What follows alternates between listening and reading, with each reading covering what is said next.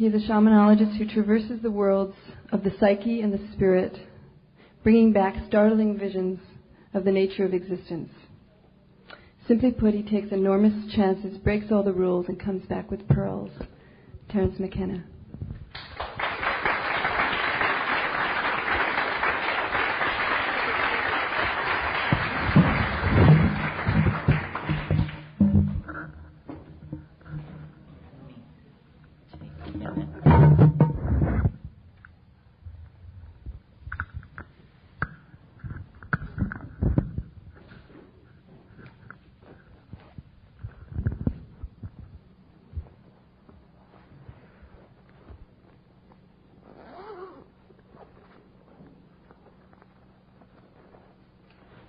In case we get into something really heavy, I'll have a pen ready.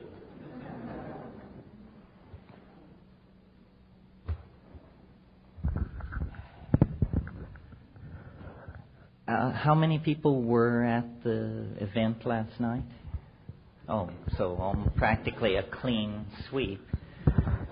Well, as you know then, I'm an inveterate talker, and it doesn't take much to set me off, and it takes quite a bit to turn me off. So it seems to me these things are always more interesting if they're driven by the concerns of the audience. And if the concerns of the audience aren't sufficient to fill the time, well, then I have a whole laundry list of obsessions that we can work our way through till the last syllable of recorded time, since that's not far away, in my opinion.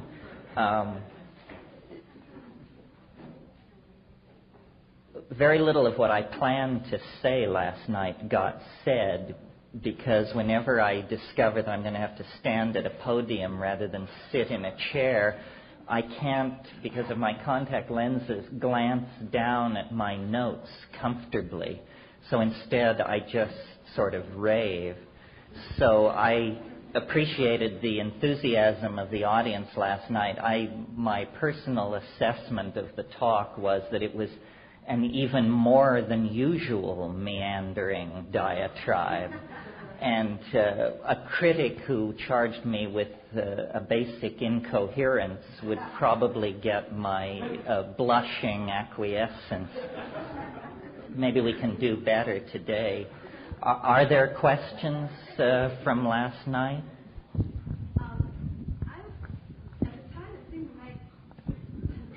At the time, I wasn't aware of any kind of discontinuity, but I was thinking about it later. Me too. Yeah. And I wanted to know what's the continuity between what you were saying at the beginning about changing the way we are in relationship to the earth and consuming less resources, and then what you were saying toward the end about the coming of the millennium and moving out of the birth canal into a new reality. Right. No, I think that there is, if not a contradiction there, at least it's some kind of coincidence of opposites. What I don't want to say is that there's nothing to be done, that there is no moral or political imperative, and that we can just continue with this mindless potlatch civilization until everything is ruined, because I don't believe that, and I think it's socially irresponsible to say that. On the other hand, what I don't want to fall too much in the other direction toward is saying that it all depends on us, and that we must raise enormous levels of anxiety in ourselves and act as though the salvation of the planet depended on us. What more is happening is that the most important political work that needs to be done is for each of us to raise our own consciousness about these issues, and then to create a community based on the sum total of our personal acts of reformation. So, it is very important to bring help to people in the third world who are struggling to raise families and preserve their environments and this sort of thing. But if I were a rationalist, I would be completely despairing. So we are more in the role of like midwives of this new order. And I guess it's useful then to return to that birth metaphor. The birth of the new humanity and the new earth is going to happen.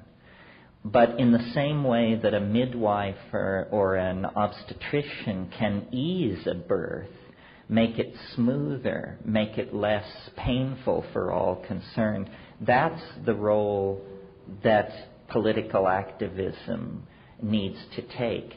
So I think we should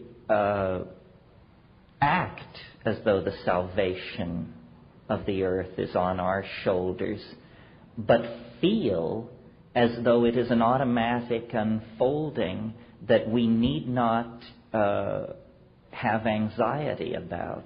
The Chinese philosopher Wi Po Yang said, worry is preposterous. And I think that's true.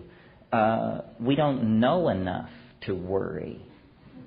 And to worry is, in a sense, a kind of act of hubris, because you are claiming complete knowledge of the situation and then you worry. And so what is much more empowering and what makes the process of historical ending easier, I think, is to act from your heart, and to individual acts of caring are more important than giving your energy to grandiose political schemes. I mean, it almost comes back down to the gospel admonition to, heal the sick, clothe the naked, visit the imprisoned, bury the dead. But there's nothing there about grandiose political reform and all that sort of thing. That, I think, arises out of the zeitgeist of the collectivity. And I'm very hopeful. People have a sort of hear my rap differently. I mean, I've had people, after what I thought were inspiring panegyrics, come up to me and say, but it's such a dark and horrifying vision. It means that I failed as a communicator in that situation, because I'm the gonest and most irrational hope freak I've ever met. I mean, I think everything is fine. Everything is going toward the purpose for which it was intended, but it's an act of conscious awareness on the part of each of us that carries us toward that. So, often in what I say, there is, if not the fact of contradiction, then the appearance of contradiction. This is because, to my mind, life is complicated enough to admit of contradiction. Was it Oscar Wilde, or who was it, who said, I contradict myself? I contradict myself. Logical consistency is one of the prejudices that we've inherited from the scientific attempt to describe the world. But in fact, even science at its basic level has now abandoned that as an ideal. In quantum physics, the way it's done mathematically is you have an ordinary causal logic, and if-then logic. But in order to handle what quantum physics is attempting to describe, you also have to have what are called islands of Boole, or islands of Boolean logic, which is embedded in the standard logic and which is a logic of both and. And you cannot reduce this to a non-contradictory description. The great thing about the rational program of science is pushed far enough, it reveals the irrational foundations of nature. And that's really what the crisis in science now is. The cutting edges of physical science have contacted the Heisenberg uncertainty principle in the 20s, the anthropocentric principle in the 80s and 70s, and we are realizing that somehow the notion of an observer outside the system with a godlike objectivity and zero input into the situation, that was a necessary fiction for the more naive program of description of nature. But as we move into the more sophisticated description of nature, we have to place the observer in the picture, and then there is going to be a reverberation of contradiction that is probably can't be gotten rid of. I mentioned I referred to this in the talk last night, where I said we shouldn't push for closure. We should accept that it is in principle mysterious, and so we are never explaining life or relationships or economies or whatever we're looking at. We're describing them with ever more prescient accuracy, but we cannot eliminate the unknown. One of my teachers years ago, West Churchman, wrote a wonderful book called Planning on Uncertainty. And I think, we all need to plan on uncertainty, and it's the one thing that is left out of most models, because the model builder has such faith in the model that he would never build in a trapdoor into the realm of uncertainty. And yet life is composed almost entirely of these kinds of trapdoors, you see. Does that do it? So, do I understand then that in your vision, we really don't know anything about what it's going to look like once we're out of the birth canal, but what we can do now is behave with integrity toward the world that we're in today.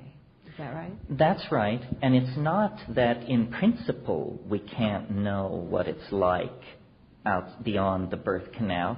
It's simply that it's too early. I used the metaphor last night of that the transcendental object is below the event horizon. It is.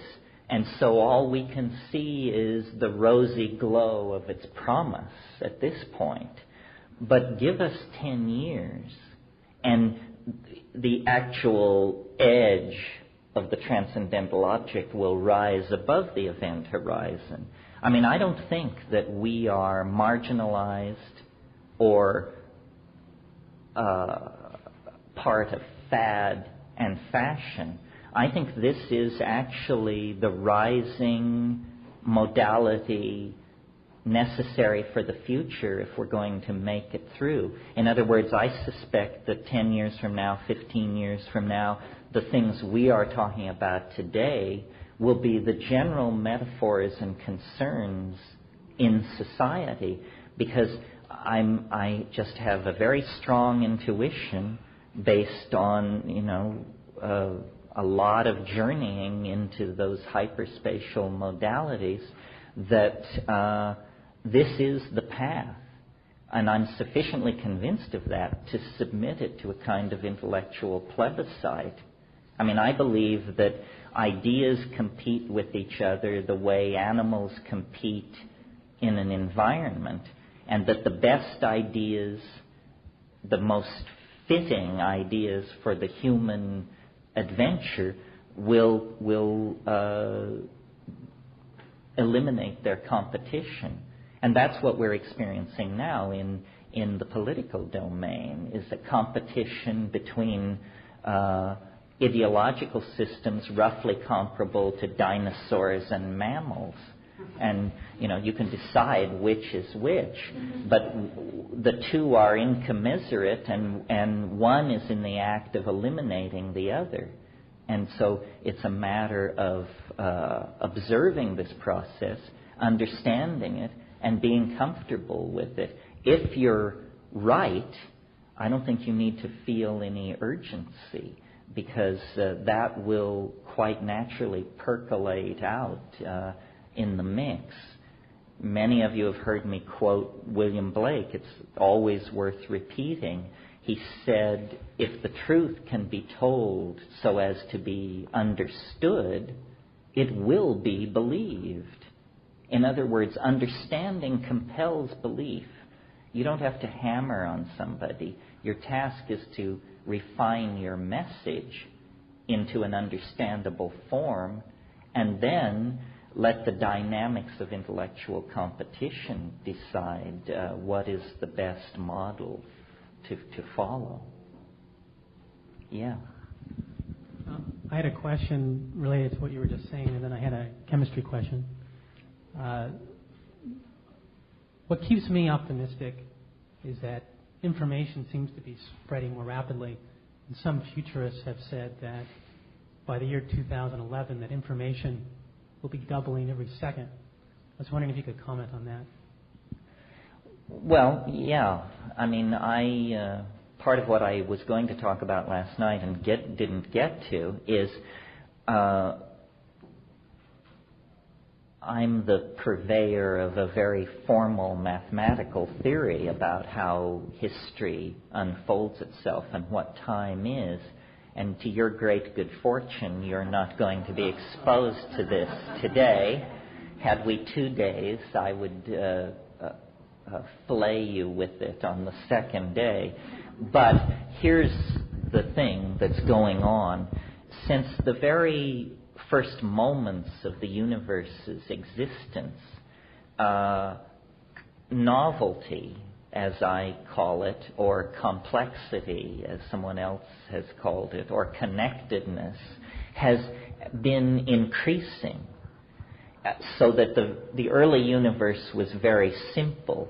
It was a plasma of free electrons. There were no laws of molecular physics, still less laws of biology or gene segregation or something like that. As the universe has aged, it has become more and more complex. We represent the culmination to the present moment of that process. Well, I don't think that's particularly big news. It's sort of a stating of the obvious that the universe has grown more complex through time. But what is interesting is that each advancement into complexity that has built on the previously established foundation of complexity occurs more rapidly than the stages which preceded it. So if you were to draw a diagram of that, it would be an involuting spiral. So that after the Big Bang and things settled down after the first few nanoseconds of the universe's existence, well then for a long time it was very boring. And all that happened was that temperatures fell very gradually. Eventually they fell to the point where atoms could settle down into stable orbits around nuclei. And then, as the temperature fell still further, eventually these atoms could aggregate into molecular structures. Again, each advancement into novelty proceeding more rapidly than the stage which preceded it. Well, that's why, to my mind, human history is not a radical break with primate biology. It simply represents an acceleration of primate behavior into a more compacted temporal domain. And high technology, electronic data transfer, the erection of global society, which has built on the previous levels of cultural attainment, has happened even more quickly. So that these eras, or epochs, you could almost think of them as, of complexity, are now of such short duration that instead of taking millions of years, or perhaps billions of years, to transit through one of these. We now are moving through them at the rate of one or two a decade. And beyond that, one or two every 2 or 3 years. And beyond that, one or two every few months. And I see no elegant reason for assuming that this process will ever cease its asymptotic acceleration. Well, then if you picture what I'm describing, it's a funnel of some sort, which begins with an extremely wide mouth, but which has now narrowed to an extremely small and fast-moving kind of situation. And this is why history is a self-limiting process. It isn't that we have broken away from the slow-moving processes of ordinary nature. It's that we represent nature at a different time frame. And I think this is why history is ending, because it's going so much faster than it used to go that it's going to finish very soon. There may be as much experience ahead of us as there is behind us, but we're moving through it so much faster than we used to that we are literally approaching the end of time at a faster and faster speed. And this is something built into the structure of the cosmos. It's the answer to the question, where did we come from?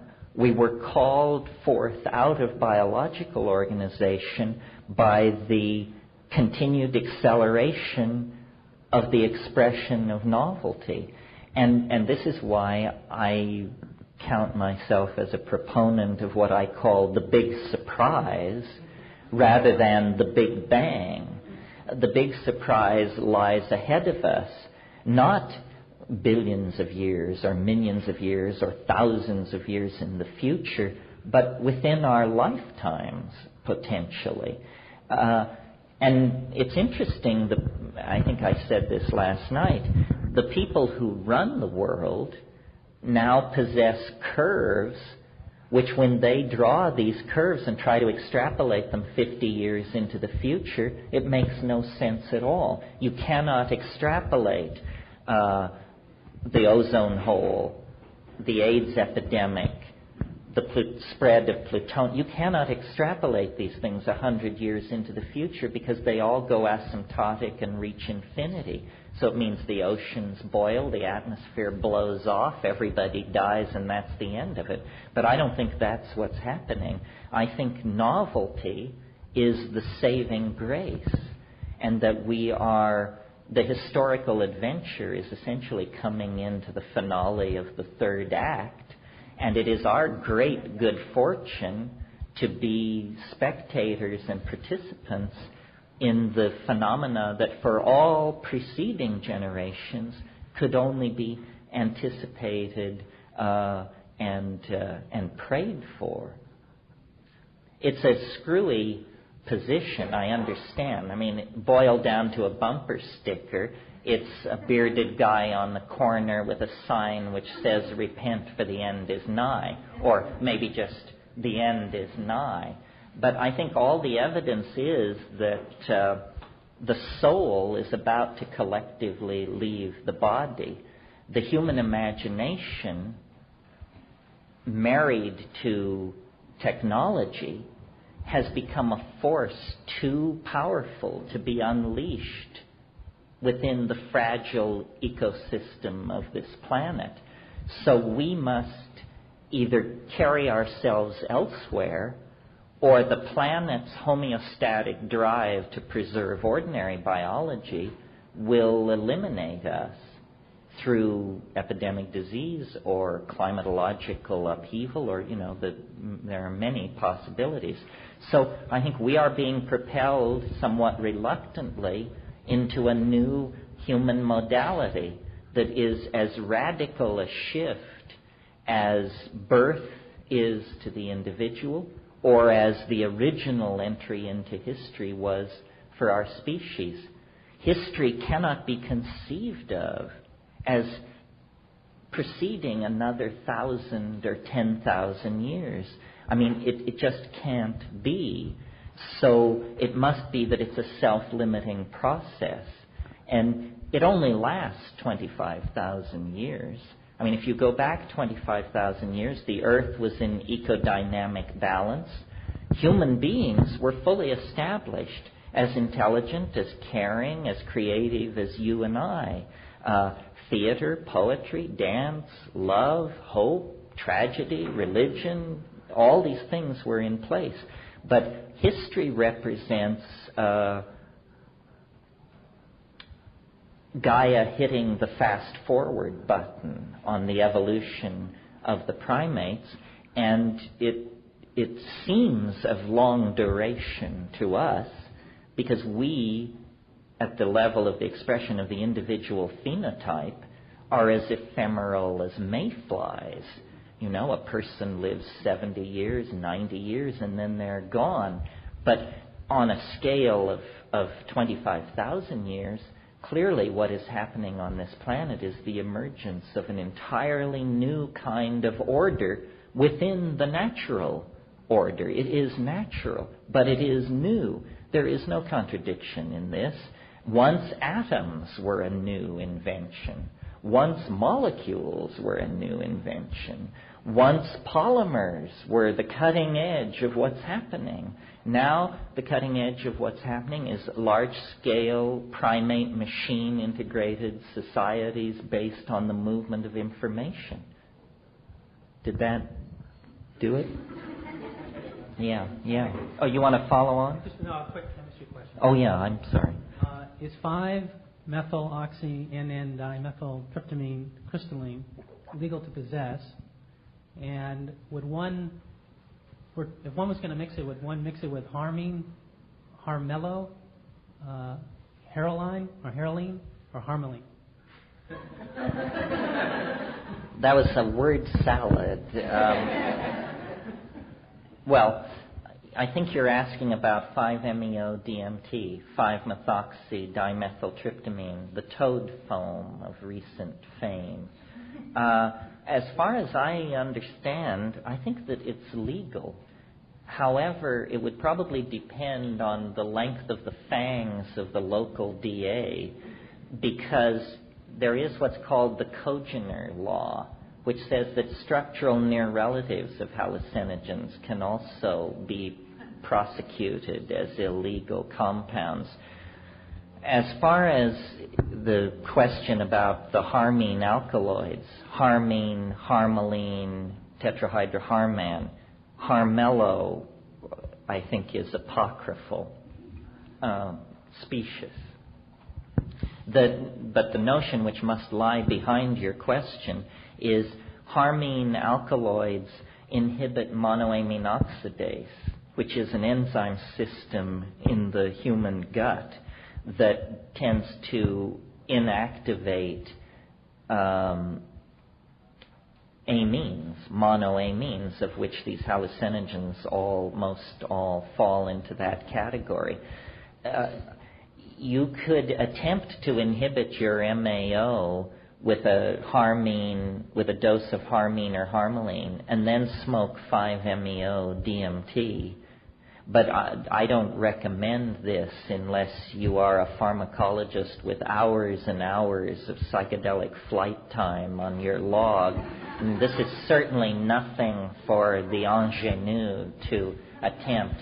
Once you get out into the realm of synergies, that means what happens when you run two metabolically active compounds at the same time, and some people do 3 and 4 and 5, you're definitely on your own, because pharmacology doesn't study drugs like that. They study them in isolation, their activity. And, some people say of the smokable tryptamines, they're so quick that wouldn't it be logical to inhibit your MAO in order to freeze frame the experience, and instead of having it last 3 minutes, have it last 30 minutes. yes, that's a fine idea, but what if it lasted 30 hours instead? I mean, you don't, a miss is as good as a mile in this game, so you should have your mantras ready if you push off into that. Yeah. While we're on the subject of chemistry, I have a quick and easy question. Okay, I imagine psilocybin is probably, pretty common use, and I'm sure that the people around here are pretty aware of the malathion spraying that's going on. And I've always been curious. I'm not a chemistry student, but since psilocybin does have a phosphorus in it, and I know most of malathion and most of the other chemicals like it are organophosphates, and they react synergistically. Is there a possibility of a synergistic toxicity when you get, a dose of malathion and you're using psilocybin? Well, every once in a while these kinds of questions come along, and the answer is always, since research with psilocybin is illegal and even in rats counterproductive to your career, nobody knows. You mentioned the phosphorus group in psilocybin. Psilocybin is 4-phosphoryloxy and dimethyltryptamine. This is very interesting to me because, and we don't have to spend too much time on this, but it's the only 4-substituted indole in nature on this planet. The only 4-substituted indole in nature on this planet. Well, this is suggestive to me of a possible extraterrestrial origin for this molecule, because the way evolution works is from one structure you elaborate another structure, and then near cousins of that appear, and so forth and so on. The phosphorus group in the 4 position on psilocybin sticks out like a sore thumb when you look at the structure of organic nature. Too much that malathion is a phosphorylated compound. I was interesting, I noticed in Hoffer and Osmond's hallucinogens, malathion is occasionally, there are known cases of human abuse of malathion. It causes severe dream disturbances. I can tell you that from experience. And is there a bigger debt to pay at the dose where it does that? In other words, I don't know. Not by the aerial spraying, but accidentally working with it, and fairly concentrated. I've gotten it on my skin, and for several days I had very disturbed dreams and broken sleep, and I think it's pretty well reported. That's not uncommon at all. Well, that's very interesting. Because it's a neurotoxin, it also creates a neural disturbance. I'm willing to buy into the notion that all drugs are poisons at certain doses.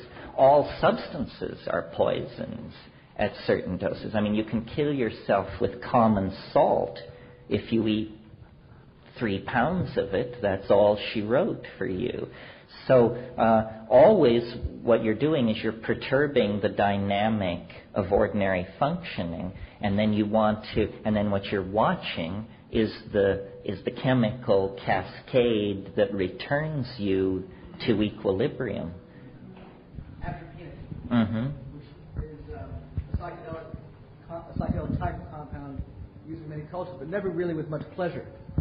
I don't think many cultures actually would posit that Jimson weed, for instance, is an enjoyable high.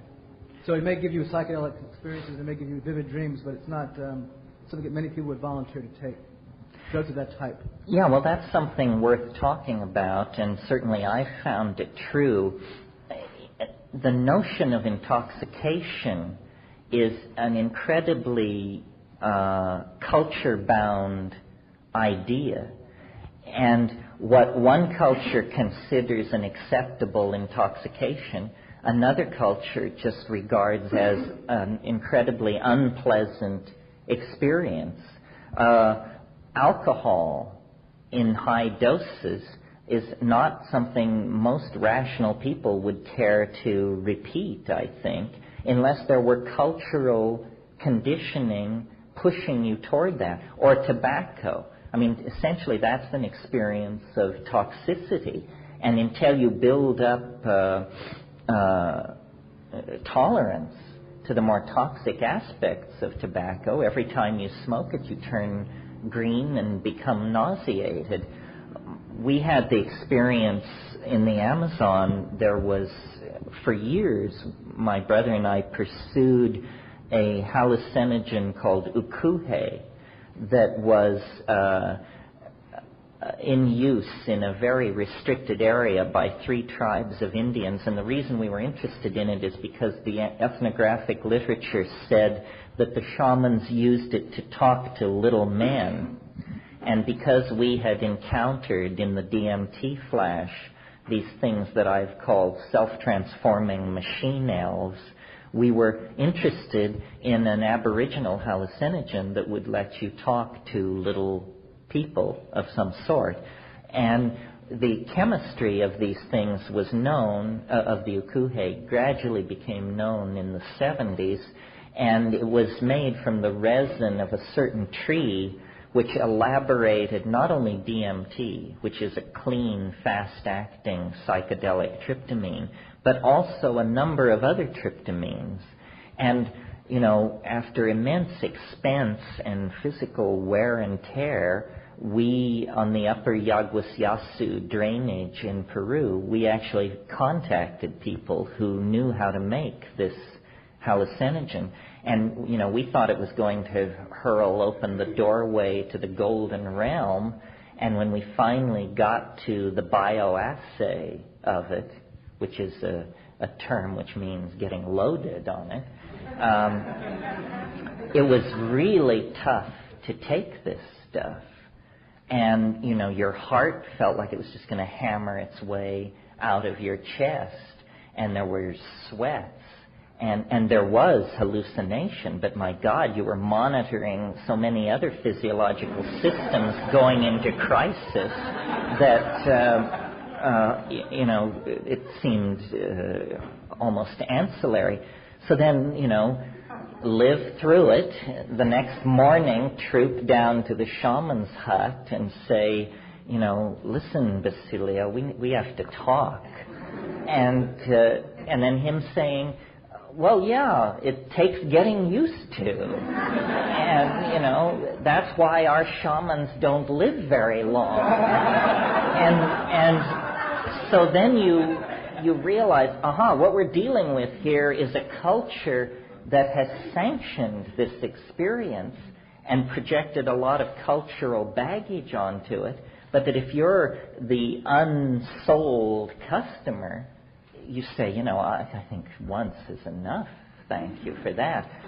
A more familiar case that I think is similar, although some people rise up in holy wrath and we get into great arguments about this, but my personal opinion is that Amanita muscaria, do you all know what that is? It's the red mushroom of European folk mythology. In German it's called the Fliegenpilz.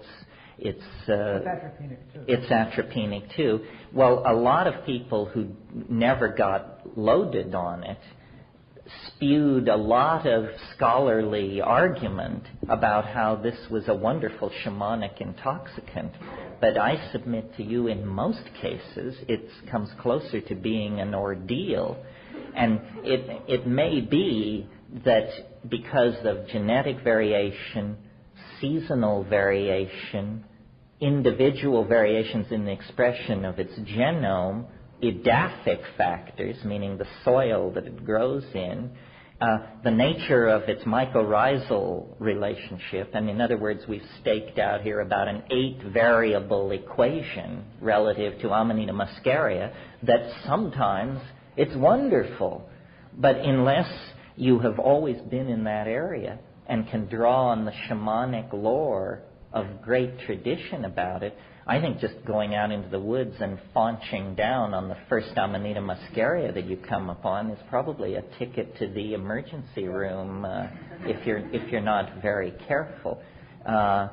In Madagascar, there are no hallucinogens as we would understand it, but there are what are called ordeal poisons. This is an entire category in Madagascan Aboriginal shamanism. What's going on here, there are these plants which you take them and you at first assume you're going to die because you feel so bad, and then you feel so bad that you beg to die, and then you don't die, and you recover completely within 10 to 12 hours. And you are so damn glad to be alive that this has all the characteristics of a psychedelic experience. I mean, you come down a kinder, gentler, more attentive, more decent human being, but it's only because you've been hurled into the jaws of death itself and then brought back. That will work, folks. But so my interest has always been to squeeze the definition of psychedelic, to narrow it, to make it more precise. I mean, sometimes people say, well, it's about altered states. Well, there are all kinds of altered states, thousands of altered states, without even talking about drugs.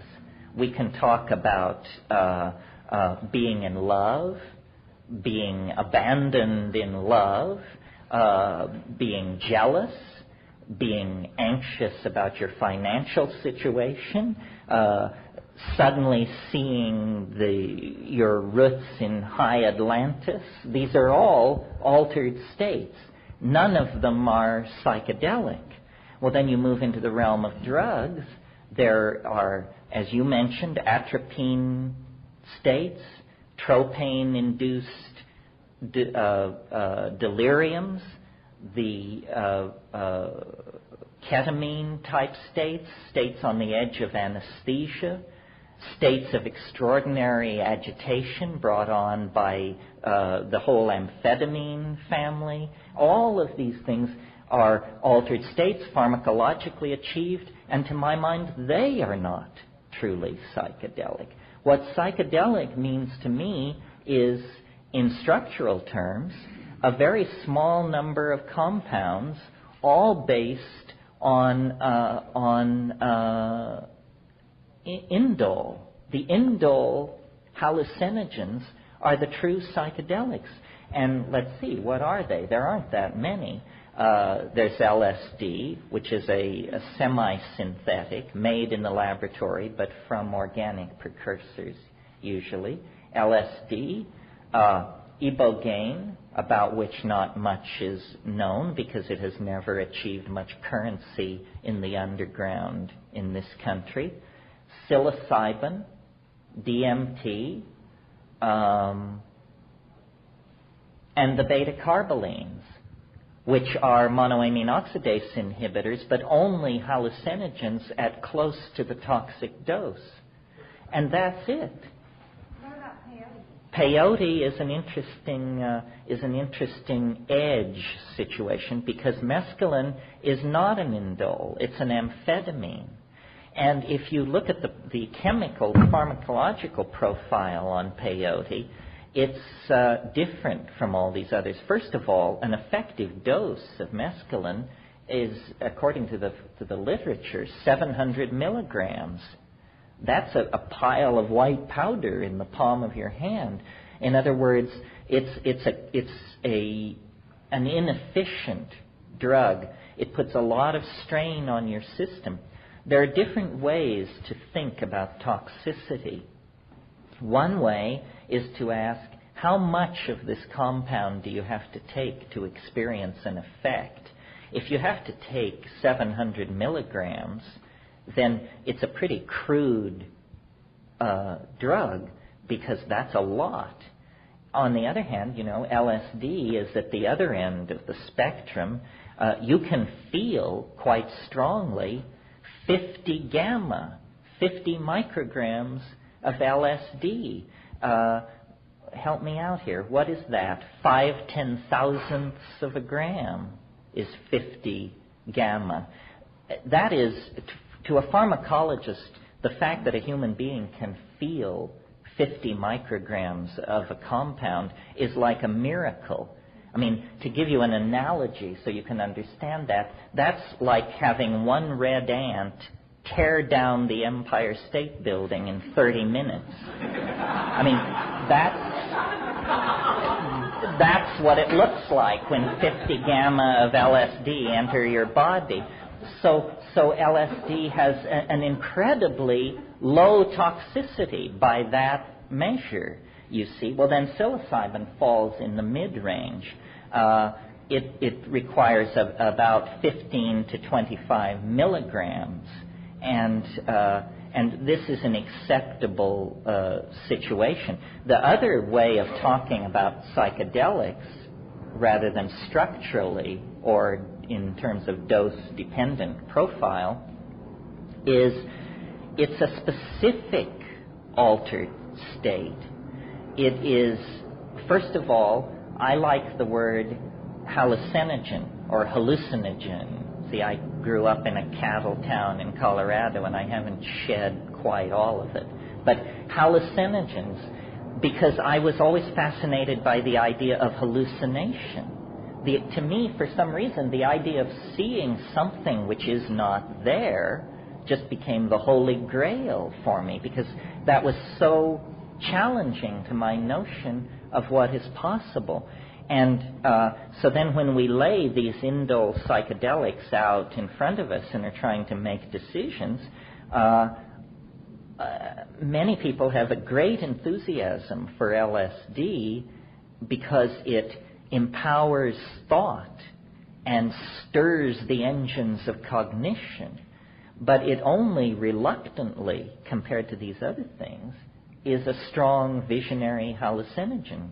You usually have to synergize it with cannabis or mescaline, and then those combinations are highly visionary. What I love about psilocybin is that it causes you to hallucinate so effortlessly at relatively low doses and without a lot of accompanying sweating or tremoring or physical discomfort. And DMT is even more powerful as an inducer of visionary states. Now, people who have never had a hallucination, and if you read the literature, think that a hallucination means little traveling lights or colored lines or the kinds of things you see when you press on your closed eyelids. Those are not what I'm talking about. That kind of thing is called hypnagogia. Hypnagogia also includes chorus lines of dancing mice, little round candies, falling leaves, snowflakes. In other words, the flotsam and jetsam of the mental ocean, which is generally no more interesting than the flotsam and jetsam of the oceans of three space. What I'm interested in are full field, 360-degree visionary scenarios of jungles, deserts, ice fields, ruined cities, machinescapes, and a whole bunch of other stuff which is not so easily dropped into any category of experience that we're familiar with, but highly organized, three-dimensional, self-sustaining, transformed modalities that you cannot pour language over. I mean, when you try to say what it is, all you can say is what it isn't. And I find that tremendously affirming because to me, and I guess this is important to me, that is the experience which proves that this is not self-generated. When I take a plant and it shows me something I could previously not have imagined, then I know I am in the presence of the other, because it couldn't have come out of me. I mean, if you insist that the volleys, that the Niagara of hallucination caused by psilocybin is generated out of the dynamics of your own psyche, if you insist that that's true, then you are unable to explain what your own psyche is. In other words, you become unrecognizable to yourself in that case. And if you are unrecognizable to yourself, you are not yourself in some sense. So I prefer to believe that it's coming from the outside, that mind is a field into which we dip the dipstick of observation, but it's not being generated in the neurons of the brain. Yeah, this guy's been waiting patiently, or perhaps impatiently. I just have a question about one other hallucinogen that I haven't heard much about since the late 60s, and I think the FDA took it out of the marketplace. It was the Hawaiian wood rose. Well, do you know anything about that? Sure, yes. Hawaiian wood rose, Argyria nervosa. The argyria refers to the silvery hairs on the underside of the leaves. It turns out that in the higher plants, you see LSD or its near relatives occur in ergot and are made from ergot. It doesn't occur in ergot, but it's made from ergot. Ergot is a fungi, an entirely different order of life than higher plants. But in the higher plants, in the Convolvulaceae, the morning glory family, there are a number of different genera that contain alkaloids that are milligram effective cousins of LSD, and Argyria nervosa is the best known of these. It's also probably, I would estimate, gram for gram, probably the most concentrated natural hallucinogen on this planet, because half a teaspoon is an effective dose. Where people get in trouble with baby Hawaiian wood rose is they think, oh, well, it's a plant and plants are always weak, so let's do half a cup or something like that. And then, you're begging for mercy in a hurry. There are 13 species of Argyria, all natives of Asia, distributed from the base of the Himalayas to western Polynesia. And Argyria nervosa is simply the best known. Now, the problem with it is that, and this is something you always have to be aware of with plant hallucinogens, is that cardioactive compounds occur in Argyria as well. And so if you misdose even slightly, it will put your heart through changes that will stand your hair on end. And I've never heard of anybody dying on it, but I've heard of people, laying down and making their peace with their maker because they figured that they were probably going to die. Now, an interesting thing about Argyria nervosa is, so far as we know from the ethnographic work that's been done, it is unclaimed by any Aboriginal group. Unless we count the surfers of Maui as an Aboriginal people. And this is fascinating to me. Certain plants have great antiquity of use, and other plants, equally psychoactive, are ignored. And, we tend to believe that Aboriginal people don't miss a trick. But occasionally it seems like they're as obtuse as we are. A couple of examples will make the case clear.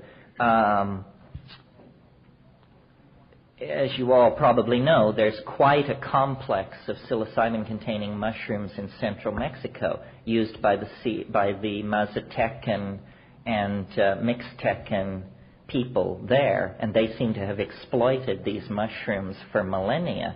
However, on the northwest coast of North America, Washington and British Columbia, where you get the Northwest Coast Indian groups, the Shimsham, Kwakiutl, and Tlingit language areas, this is the densest concentration of psilocybin-containing species of mushrooms on this planet.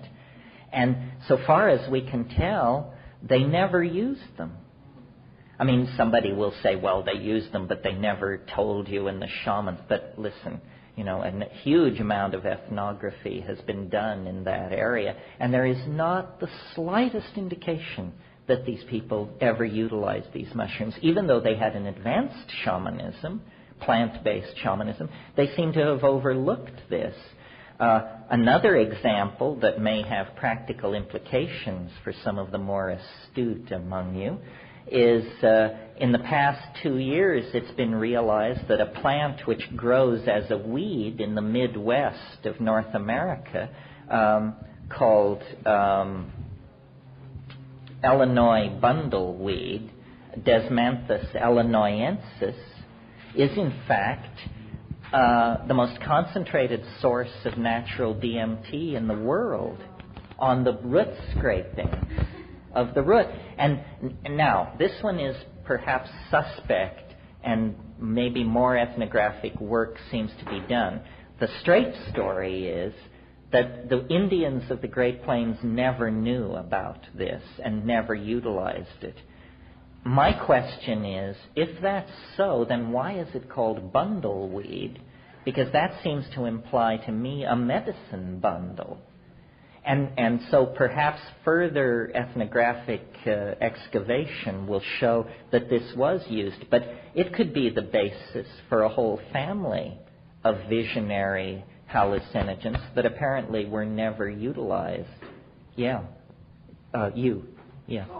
I'd like to pull back a couple of conversations to what over the years I've felt has been the focus of most of your work, which is essentially this realm you talk about pushing through into this visionary world. It's a little bit, it feels to me when you talk about it, it's a little bit like taking the glove and turning it inside out, that possibly your premise is that the universe itself is the illusion, and that this visionary world is the reality that we may well be going back into, that it's this material world and all the universe and all the material experience that we have is really the other side. Well, yes. I mean, I regard myself as basically an explorer and a researcher. I have a lot more questions than answers. The thing that has made me be what I am and do what I do is because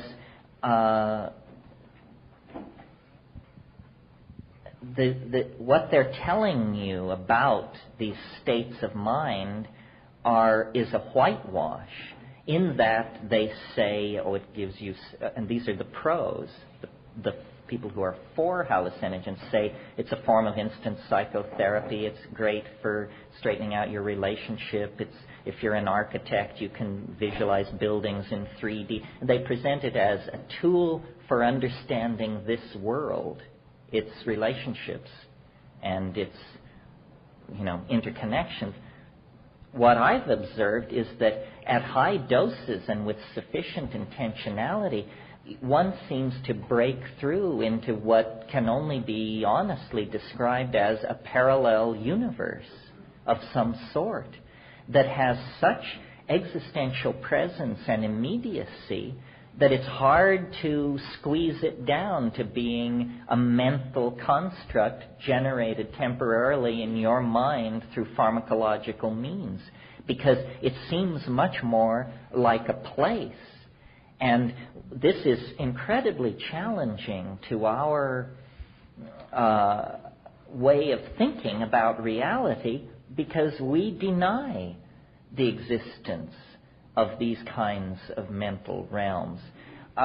It seems almost as though, or here's a model for how it might be, it seems that reality is a series of heavily compartmentalized universes of some sort, and under extraordinary situations of mental perturbation achieved by any means, these membranes that keep these worlds mutually exclusive and sequestered from contamination by each other just simply dissolve, and you experience what Mircea Eliade called the rupture of plane. And the rupture of plane is just like poking a hole in nearby space, and then lo and behold, the utterly unexpected is found to be alive and well right here, right now. I mean, and I can't stress enough how real this is and how confounding it is. I mean, I may not be the brightest person around, but I certainly have assimilated, the basic shtick of what Western civilization is supposed to be about.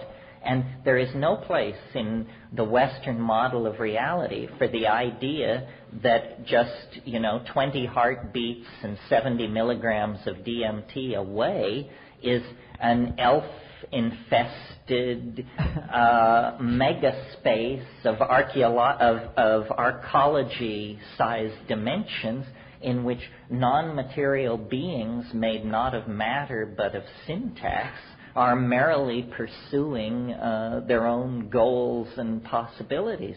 I don't know what to make of that. And I also, almost equally puzzling as the existence of such a place, is our lack of knowledge about it when I, and hundreds of other people in my experience, and presumably millions of people throughout history, have known that you could use plant hallucinogens to break in to that world.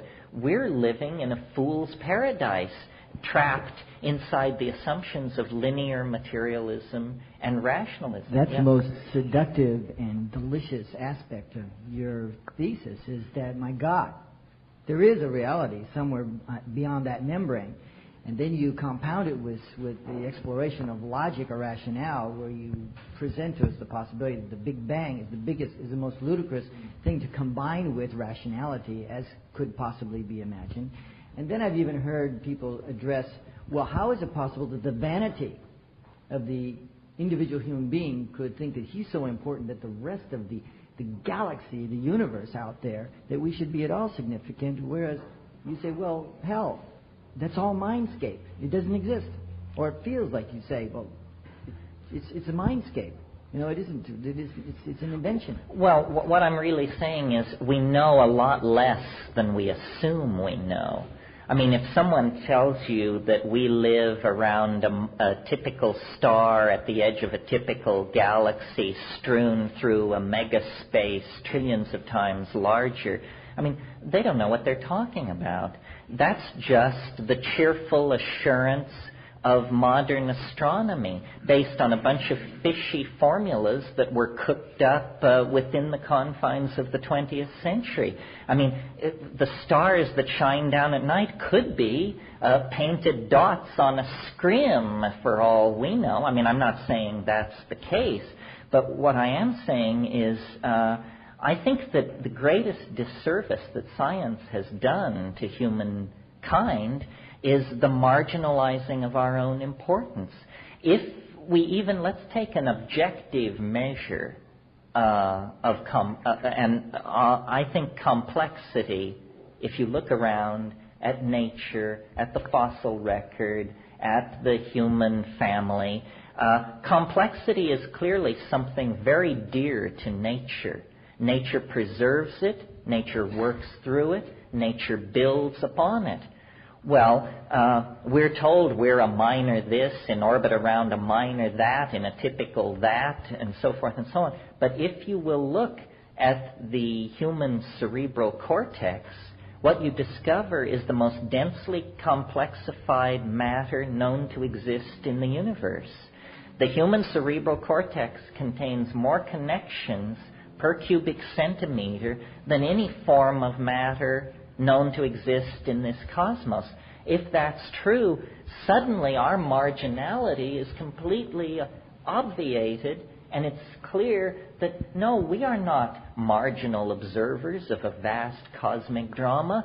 We are at the cutting edge of the development and conservation of complexity, and it is our mind which gives us these scenarios of our position in space and time. It may well be that the human mind is very, very important. The human mind represents the culmination of biology, which is another phenomenon that these astrophysicists always love to marginalize and say, oh, well, biology, it's just going on one planet as far as we know. It could be a fluke. It may have happened once and it'll never happen again. But, you know, the life of most stars is on the order of 500 million years. We happen to have the good fortune to be in orbit around a very slow-burning, stable star. And so we have ignored the fact that most stars last less than 500 million years. We can dig into the gunflint chert of South Africa and bring up fossils of soft-bodied creatures that are close to 3 billion years old, 6 times the life of most stars in the universe. So when somebody's trying to tell you that what the universe is about is the life and death of stars, they're ignoring the fact that biology is a phenomenon as persistent as any phenomenon known to exist in the universe. And biology is not a static phenomenon. It isn't an endless recycling of fissionable materials the way star life is. Biological life has been steadily complexifying itself over the entire time span of its existence. So life is not marginal. Mind, emerging out of life at its more complex levels of organization, is not marginal. And we are not marginal. We are, I think, tremendously important in the cosmic drama, and that a rational analysis of the situation will support that. Yeah. You comment in that regard. You comment on, and also you mentioned the Gaia hypothesis earlier. Lynn Margulis' theory that all of life, all of plant life is a reorganization of bacteria, and all of animal life is a further reorganization of bacterial life, just to get bacteria to move around from place to place. And the cerebral cortex is just a lot of modified spirochetes that have organized themselves in a certain way. And that in my reading of her, the way you put human beings in this picture is that we're just an experiment in the way station of bacterial life, which may or may not work. In other words, our destiny is not really in our hands. To think that we can control our fate is really hubris or illusion. Well, it's certainly illusion. I mean, it's pretty clear we don't control our fate. Yes, you see, one way of looking at evolution, I mean, I just offer this as a heuristic insight, is that life achieved absolute perfection with the first organism. And then this first organism underwent mutation. That's a kind of damage, which it then repaired the mutation through a strategy of complexification. And then there was more mutation and more repair through complexification. So what we represent is a massive chunk of scar tissue, the culmination of billions of years of repairing the perfect first life form.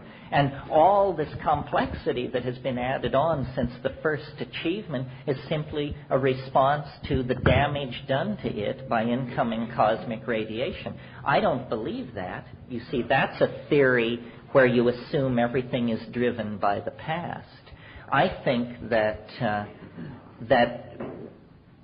what is really hanging up modern biology is its absence, its unwillingness to entertain the possibility that life is driven by purpose. This is an old chestnut in the philosophy of science. It's called the issue of teleology. Teleology is a fancy word meaning purpose. And what happened, you see, is it's just simply a legacy of our intellectual history. When Darwin developed the theory of evolution in the 19th century,